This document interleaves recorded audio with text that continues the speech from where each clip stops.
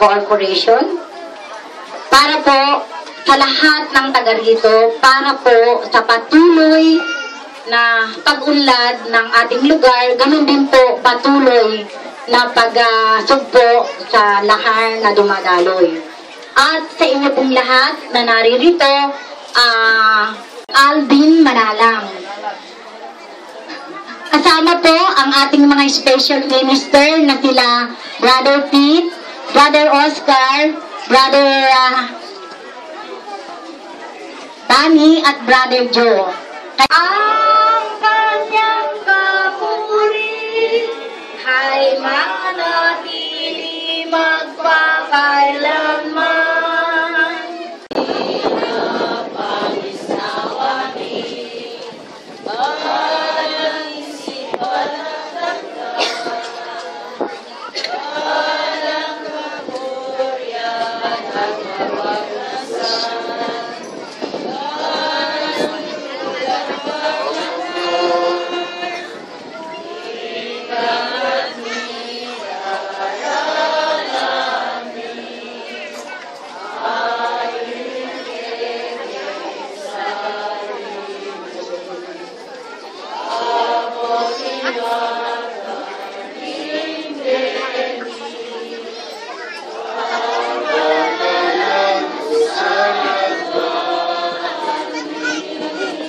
Manalangin kayo mga kapatid, upang ang ating pagkakandog ay kalugtong ng Diyos ang makapangyarihan sa lahat. Ang ginawa ng Panginoon sa iyong mga kamay, sa kapurihan niyang karangalan, sa ating kapakinabangan at sa buong sambayanan niyang banal.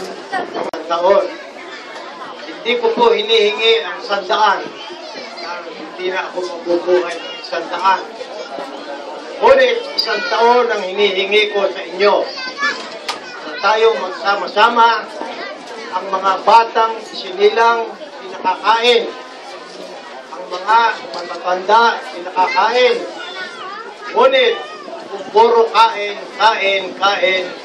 walang mangyayari sa buhay.